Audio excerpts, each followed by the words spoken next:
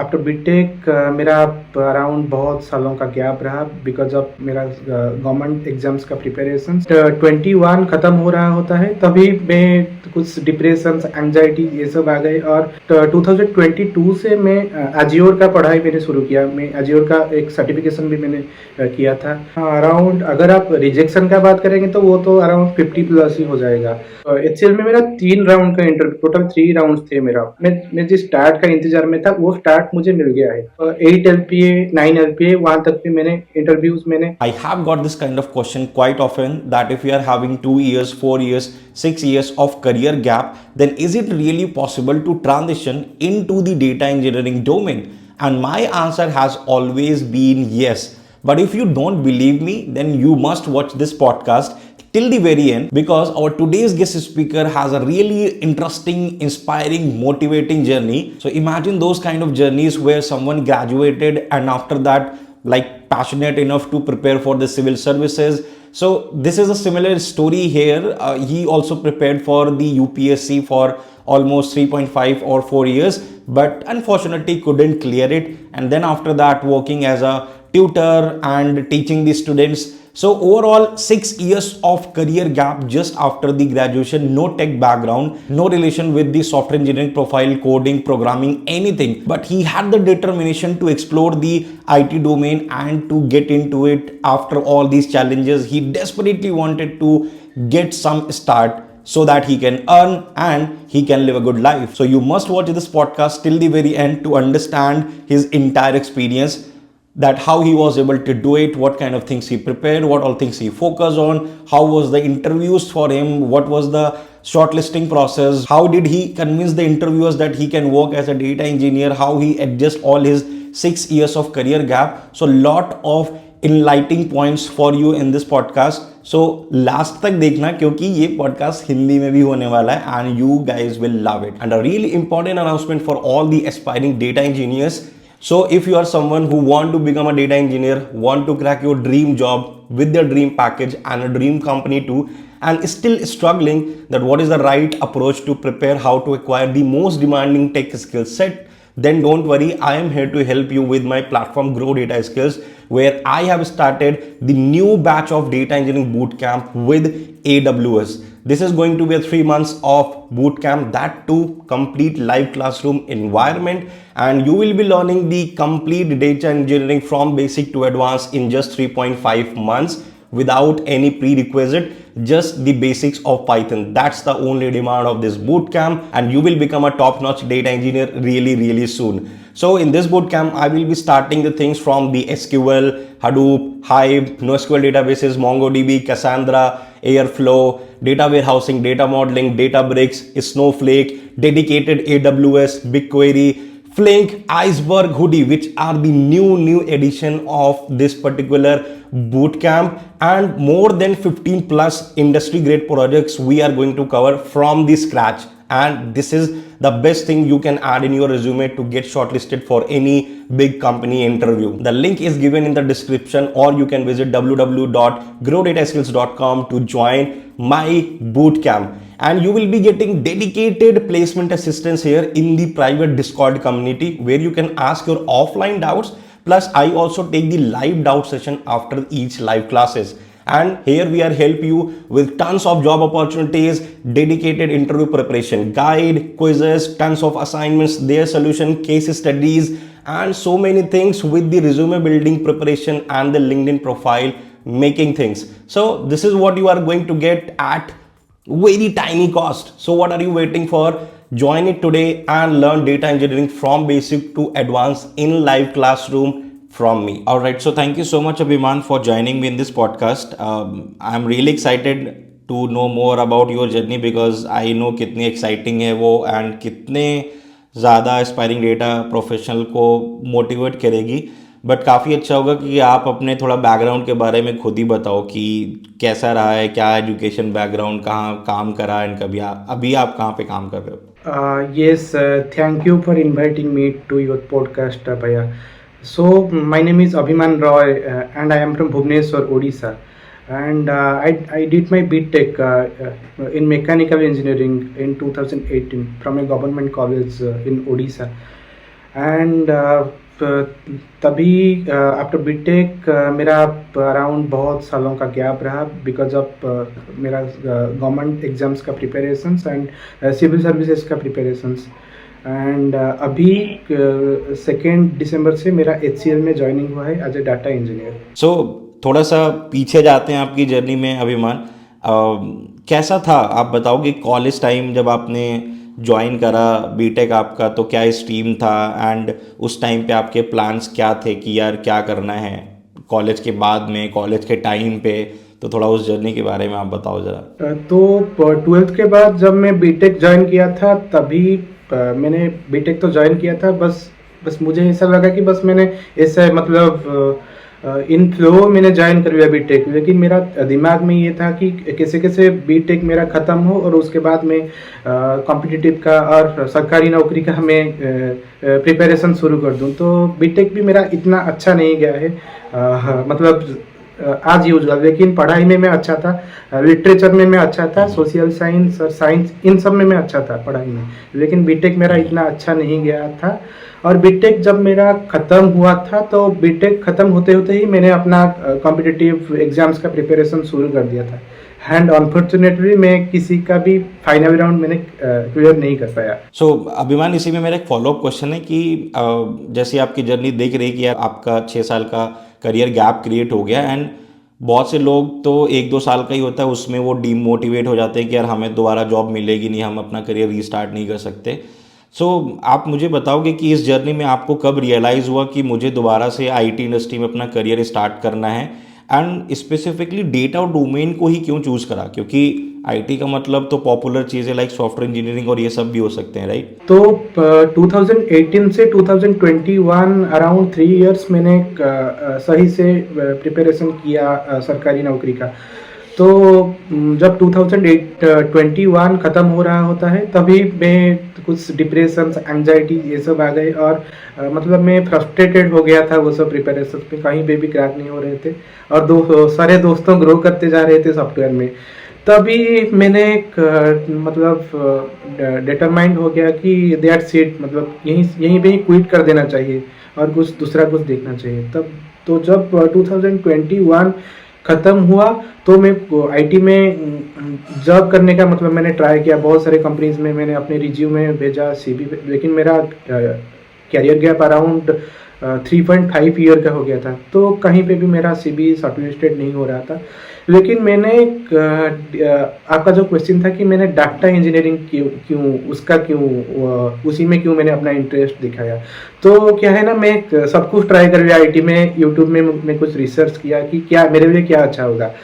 तो मैंने देखा, मुझे AWS, Azure ये सब में मुझे थोड़ा इंटरेस्ट आया, ये क्या है, और SQL में भी मुझे बहुत सारा इंटरेस्ट आया।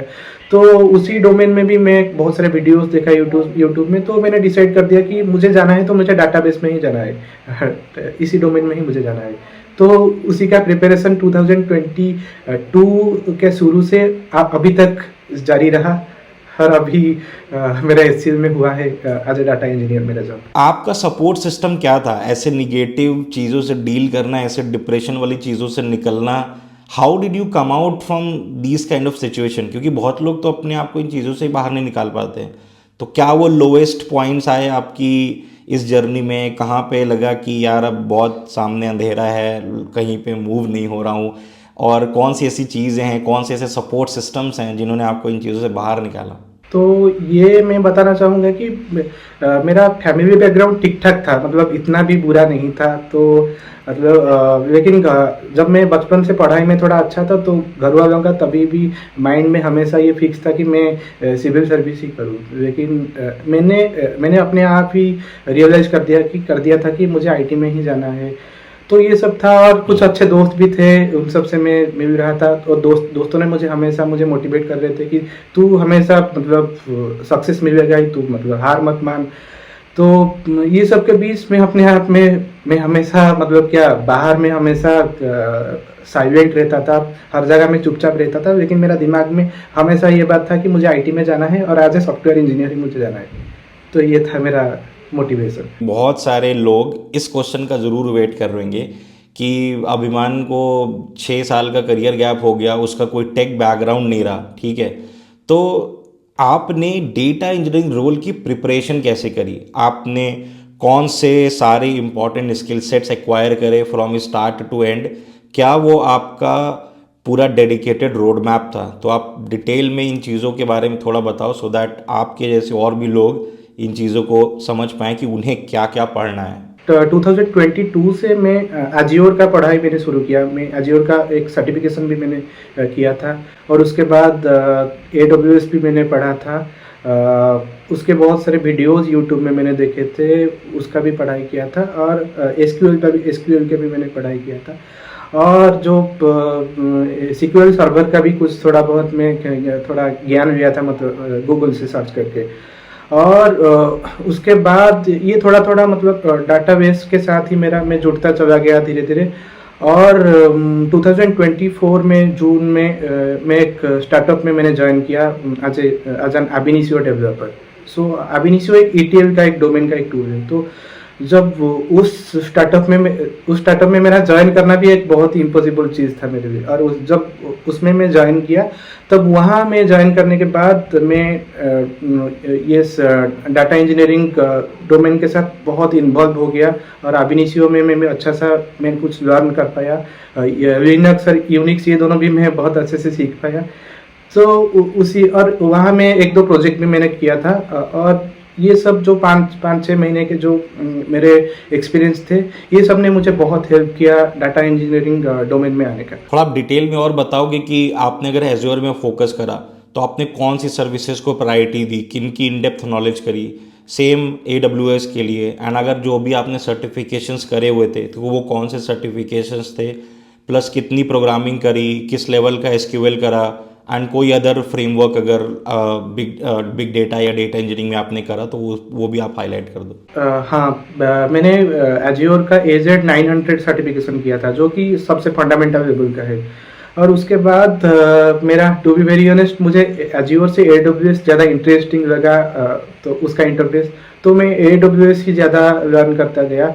और AWS A से उसका सर्टिफिकेशन का मैंने तैयारी किया, लेकिन वो नहीं है मेरे पास। लेकिन उसी सर्टिफिकेशन का सारे उसके स्पेसिफिक मैंने अच्छे से पढ़ाई किए थे। और उसके बाद जब मैंने इस स्टार्टअप में ज्वाइन किया, तभी मुझे थोड़ा SQL में थोड़ा बहुत मुझे काम करने का मुझे एक्सपोजर मिला। और यूनिक्स और लिनक्स ये दोनों में मुझे ज़्यादा मतलब इन दोनों में भी मुझे अच्छे से एक्सपोजर मिले। तो मुझे थोड़ा थोड़ा करके नॉलेज गेन होता गया मेरा। तो थोड़ा कॉन्फिडेंस आया इस ग्राउंड में मेरा। तो AWS का मैंने S3 बकेट्स, तो उसके साथ कुछ मेरे इन्वॉल्व हो गया। और SSH कनेक्टिविटी और कुछ EC2 इंस्टेंसेस मैंने बनाए थे। और AWS में मैंने लिनक्स सर्वर भी मैंने क्रिएट किए थे। और उसके साथ मैंने हाडूप का थोड़े बहुत लर्निंग किए थे, जो कि एक बिग डाटा टूल है। और उसके साथ साथ जो कि मेरा मतलब स्ट्रेंथ था, वो था ab initio, क्योंकि वो मैंने सबसे अच्छे से मैंने सीखा था। तो HCL का इंटरव्यू क्रैक करने के लिए वही मेरा बहुत ही हेल्पफुल हुआ मेरे लिए। इतनी चीज़ों को देखने के बाद में आपको इंटरव्यू कॉल्स कैसे मिले, राइट? जैसे आपने बताया भी पहले स्टार्टअप में जॉब मिलना ही मेरे लिए बहुत टफ सीन था। सो अब बात आते हैं, जैसे अभी तो आप HCL में पहुंच गए हो, तो इन तरीके की चैलेंजिंग जर्नी के बाद में कैसे आपको इंटरव्यू कॉल्स मिले, कैसे आपने अप्लाई करने का करा, कैसे आप इन कंपनियों में अप्लाई कर देते, प्लस इस पूरी जर्नी में कितने इंटरव्यू रिजेक्शन झेले आपने? अगर कुछ नंबर याद हो कि यार इतनी कंपनीज ने तो मुझे रिजेक्ट कर दिया, इतनी कंपनीज ने तो मेरी एप्लीकेशन ही नहीं देखी। अराउंड, अगर आप रिजेक्शन का बात करेंगे तो वो तो अराउंड 50 प्लस ही हो जाएगा। और 2022 से 24 तक 2.5 साल मैंने एक एडुटेक कंपनी में मैं था एज ए टीचर रोल। तो क्योंकि मैं सिविल सर्विसेज का प्रिपरेशन कर रहा था, तो वहाँ मैं बच्चों को पढ़ाता था। तो उसके बाद जो कि वो कंपनी मैंने छोड़ दिया, क्योंकि एट द एंड मुझे सॉफ्टवेयर में ही मुझे जाना था। तो उसी बीच में क्या, तो मेरे पास कुछ हुए ही नहीं थे, तो मैं लिंक्डइन में, नौकरी में, सब में मैं अपना रिज्यूम डालता ही जा रहा था। लेकिन फाइनली एक स्टार्टअप से मुझे कॉल आया था कि आपको ये सब का नॉलेज है क्या, यूनिक्स का और एसक्यूएल का। तो मैंने बोल दिया था कि हाँ मुझे है। तो थैंकफुली उनका मुझे इंटरव्यू कॉल आया था, और वो इंटरव्यू भी मेरा अच्छा खासा गया था। तो उसके वजह से ही I am very thankful to them, and उन्होंने मुझे ज्वाइनिंग भी दी। ये बहुत इंपॉर्टेंट होता है, एक स्टार्ट मिल जाना। सो एचसीएल में कैसे हुआ, मतलब एचसीएल के लिए आपको कॉल आया, आपने अप्लाई करा, तो क्या एचसीएल के साथ कैसा था, एंड एचसीएल में प्रोफाइल आपका क्या है, लाइक ईटीएल डेवलपर या एग्जैक्ट डेटा इंजीनियर? हाँ, जो कि मैं वो 5-6 महीने में मेरा एक अच्छा एक्सपोजर आ गया था। मैं एक दो प्रोजेक्ट में भी मैंने काम किया था। तो उस हिसाब से मैं अपने प्रोजेक्ट के हिसाब से मैं कुछ अपने सीवी को मॉडिफाई कर पाया, और उसको अच्छे से मैंने फर्निश कर पाया। तो जब मैं एक अच्छे से सीवी को मैं अपलोड किया था एचसीएल में, तो उनके एचआर से मुझे कॉल आया था। और एचसीएल से पहले मुझे आईबीएम से भी आया था, जो कि मैं क्रैक नहीं कर पाया था। तो ऑब्वियसली रिज्यूमे देख के एक कॉमन क्वेश्चन तो आपको हर इंटरव्यू में मिला होगा, जो कि आपकी बैकग्राउंड से रिलेटेड होगा, कि आपका यार कोई टेक बैकग्राउंड नहीं है, आप यूपीएससी की प्रेप करके आ रहे हो ना, बीटेक आपका कोई उस स्ट्रीम से था। तो आपने जब इस तरीके के क्वेश्चन फेस करे तो आपका रिस्पॉन्स क्या था इन क्वेश्चंस के लिए, and how did you convince those interviewers कि यार आप मेरा बैकग्राउंड मत देखो, मैंने एक्चुअली में ये स्किल्स एक्वायर करे हैं, you need to trust me, और मैं कर सकता हूँ, I can contribute as a good data engineer. तो वो सारी चीज़ें कैसे हुई इंटरव्यूज़ में? तो वो ऐसे हुए कि मतलब मेरा एक्चुअल कैरियर गैप मेरा 3 ईयर ही था, जो कि 2018 टू 21। तो आज यूजुअल मुझे इंटरव्यू में पूछे गए थे कि आपका इन 3 इयर्स में आप क्या कर रहे थे। तो वो मैंने बताया था कि मैं उसमें कुछ सॉफ्टवेयर कोर्सेज भी मैं कर रहे थे, और उसी के ही मैं पढ़ाई में कर रहा था सर। तो उसके बाद जब वो मुझे अपने टेक्निकल एक्सपोजर के बारे में पूछ रहे थे, तभी मैंने बताया कि हाँ मुझे अच्छा नॉलेज है, और मैं कन्विंस कर पाया उन्हें, क्योंकि मैं कॉन्फिडेंट था अपने 2-3 स्किल्स को लेकर, मतलब अपने स्ट्रेंथ्स को लेकर, अब initio and Unix and SQL. तो उस हिसाब से ही मतलब थैंकफुली मेरा टेक्निकल राउंड को मेरा प्रोसीड हो गया, मेरा इंटरव्यू कॉल्स। अभिमान, जैसे आपने मेंशन करा कि आपने रिज्यूमे बना लिया अच्छा, और आप बस उसको अपलोड करते थे एंड आपको इंटरव्यू कॉल्स मिल गई। तो यार एक चीज़ के लिए हमारी ऑडियंस को भी आप हेल्प करो कि आपने एक्सपीरियंस कैसे दिखाया अपने रिज्यूमे में, मतलब एक होता है क्योंकि कंपनी जब इंटरव्यू के लिए ले रही हैं तो कुछ ना कुछ एक्सपीरियंस तो वो फिगर आउट करती हैं कि यार इस बंदे ने कितना प्रोजेक्ट पे काम करा हुआ है। तो आपने कैसे इस चीज़ को अपने रिज्यूमे में पुट ऑन करा, एंड किस तरीके के प्रोजेक्ट्स आपने बनाए जो आपने अपने रिज्यूमे में मेंशन करे?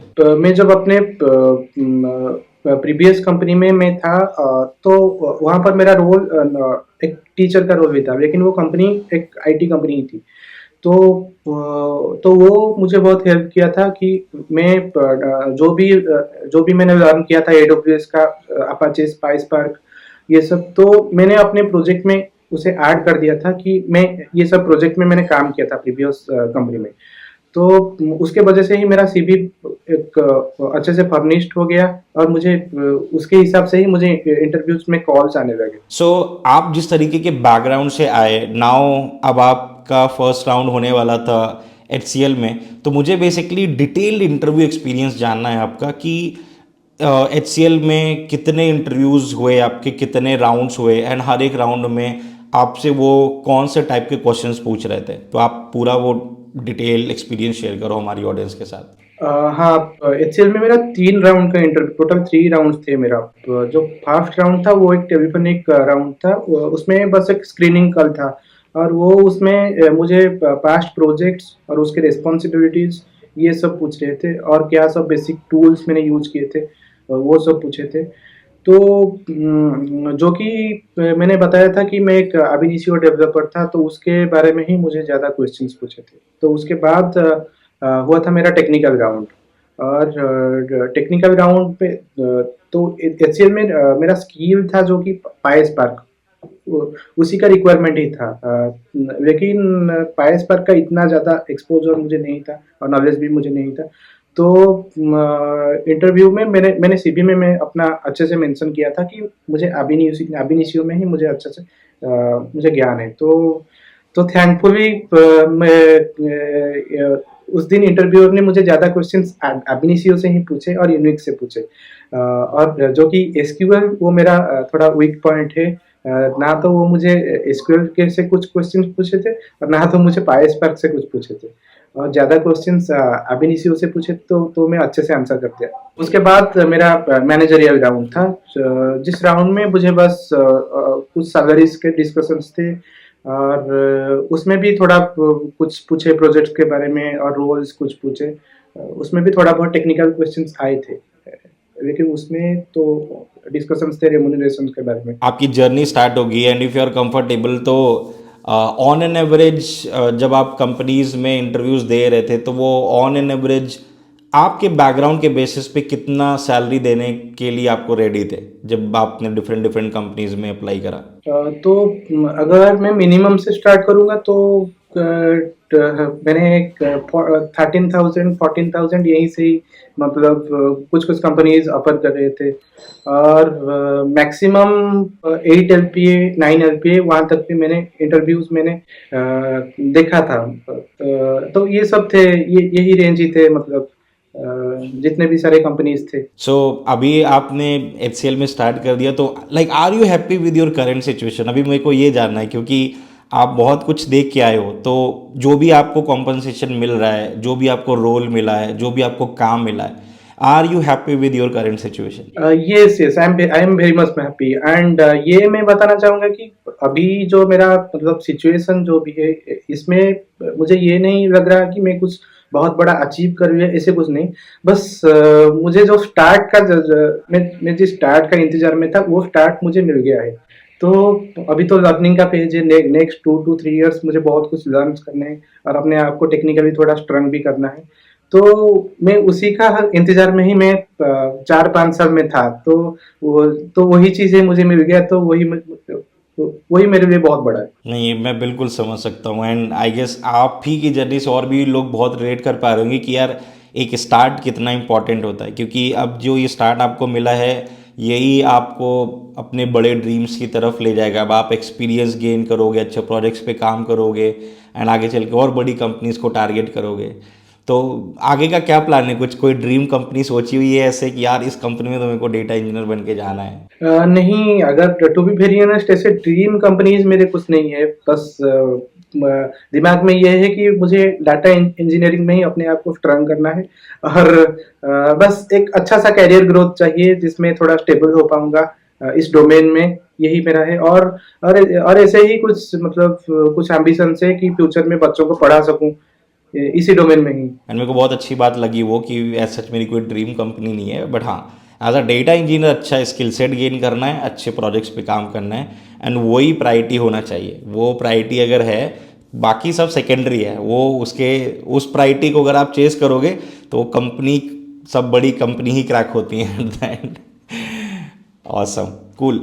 सो थैंक यू अभिमान यार, बस यही थे मेरे पास क्वेश्चंस आपके लिए एंड आई गेस ये जर्नी खुद में बहुत ज़्यादा इंस्पायरिंग है एंड आपने जो भी एक्सपीरियंस शेयर करा है ये एक मोटिवेशन की तरह ज़रूर काम करेगा हर एक उस बंदे के लिए जो मे बी होपलेस हो चुका है कि यार अब मेरा तो यहीं पे दी एंड है, मतलब मेरा करियर मुझे आगे कहीं कुछ दिख नहीं रहा है।